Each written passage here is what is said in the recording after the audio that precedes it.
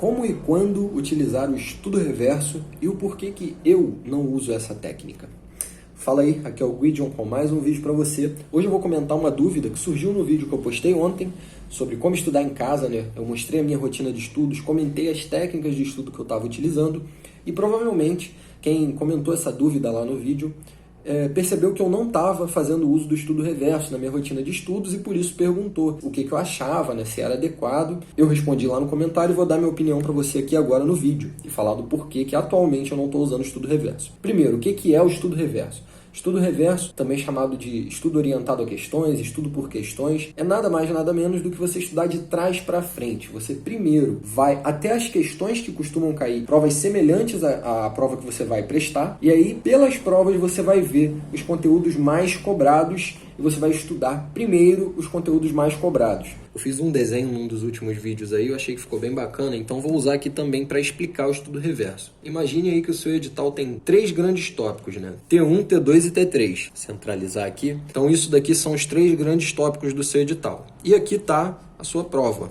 O que vai acontecer? Você vai ter aqui uma junção, né? Uma divisão entre esses 3 tópicos para resultar na sua prova. Só que a proporção dos assuntos que são cobrados, ela não vai ser igualzinho. Por exemplo, a gente tem 100%, não vai ser aqui 1/3 para cada um. A gente vai ter provavelmente uma divisão assim, ó. 15% nesse, sei lá, 50% nesse, 35% nesse último. Então, se você tem uma divisão desse tipo aqui, o estudo reverso diz o quê? Que esse tópico 2 aqui, ele deve ser priorizado nos seus estudos, ele vai te render mais pontos, porque ele costuma cair mais nas provas. Então você vai fazer o quê? Você vai começar a estudar pelo T2, fechou o T2, você ataca o T3, que é o segundo maior, né? 35%, e só por último você estudaria o T1. Então peguei até outra folha aqui para a gente continuar o exemplo. Vamos supor que você tem aqui a matéria Direito Administrativo. E aí dentro dessa matéria, a gente tem lá que T2 tem 50% das questões que costumam cair em provas, T3 tem 35% e T1 tem 15%. E aí o que a gente poderia falar aqui em direito administrativo? A gente tem aqui, sei lá, provimento e vacância, dominando, né, como as questões que mais caem. A gente teria em segundo lugar aqui atos administrativos. Em último lugar aqui, sei lá, isso aqui é só exemplo, tá, gente? Em último lugar aqui, por exemplo, licitações e contratos. Então, segundo o estudo reverso, ou estudo por questões, a gente começaria estudando provimento e vacância, depois estudaria ato administrativo e só por último licitações e contratos, porque só 15% das questões de determinados concursos, né, que a gente tivesse analisado, cobrariam essa matéria. Isso aqui eu estou dando exemplo, tá? Cabe da análise, vai depender de cada área, mas enfim, você pode usar isso daqui assim e você pode fazer um estudo por questões dentro de cada tópico desse. Por exemplo, você pega aqui licitações e contratos, né? Vou botar aqui 8666 para facilitar a minha vida, e aí você vai ter lá a mesma coisa, ó, T2 50, T3 35, T1 15. Só que em licitações você tem lá o assunto mais cobrado. Dispensa e inexigibilidade, por exemplo, modalidades e tipos em segundo lugar e por último aqui, sei lá, execução de contratos. Então, assim, dentro do seu edital, você estudaria de direito administrativo, primeiro provimento e vacância, depois atos administrativos, depois licitação, e você também pode fazer uma segunda subdivisão, onde dentro de cada tópico desse aqui, você começa pelo que é mais cobrado e estuda por último o que é menos cobrado.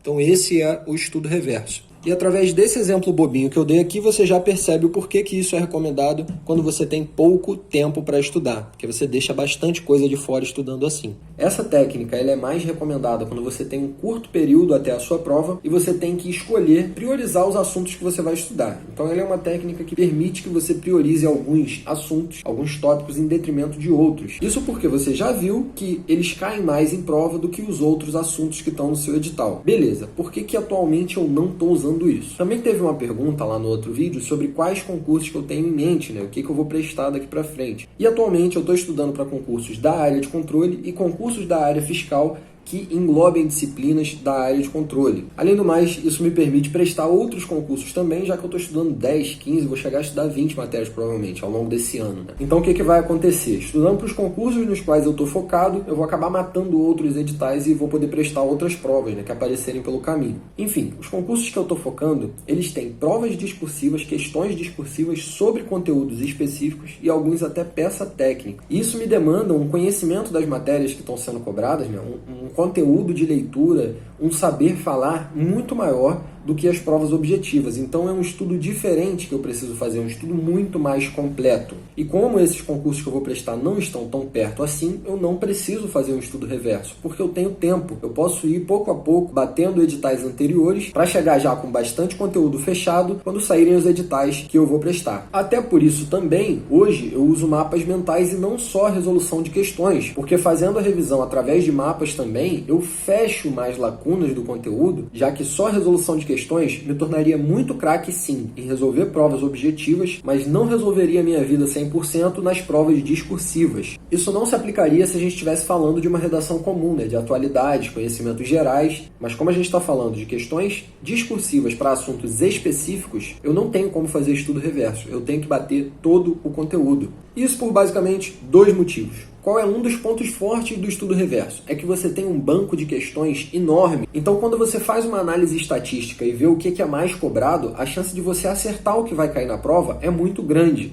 Você quer ver uma coisa que comprova isso? Quem é inscrito mais antigo aqui do canal lembra de um simulado que eu produzi para o concurso da UF no ano passado. O que aconteceu foi que na prova do concurso da UF, praticamente se repetiram questões que eu tinha colocado no simulado. Isso porque eu fiz a análise do que costumava cair para as universidades federais, eu já tinha sido aprovado em primeiro lugar no concurso de Universidade Federal, e assim, como eu já tinha feito essa análise antes, para mim mesmo, no caso do concurso da Rural, eu acabei acertando várias questões, vários chutes assim, de questões que poderiam cair na prova, de assuntos que poderiam ser cobrados. Por outro lado, para discursivas, para responder questões sobre alguns tópicos específicos, você precisa de conhecimento interdisciplinar, você precisa abordar vários assuntos para responder uma questão só. Então, basicamente, esses são os 2 motivos pelos quais eu não faço o estudo reverso hoje. Mas isso não quer dizer que eu ache a técnica ruim, pelo contrário. Quando eu aprovei na Rural, eu usei estudo reverso, e quando eu prestei o meu último concurso, que foi a primeira prova de nível superior que eu fiz, foi o concurso para fiscal de tributos de Maricá, eu também fiz o uso do estudo reverso, e em 1 mês e meio de estudos eu consegui subir de cerca de 55% de acertos para 80% no dia da prova. É um crescimento muito relevante. E se você quiser assistir ao vídeo no qual eu mostrei na prática como usar essa técnica, é só clicar no izinho aqui em cima, eu vou deixar o vídeo aí no card para você.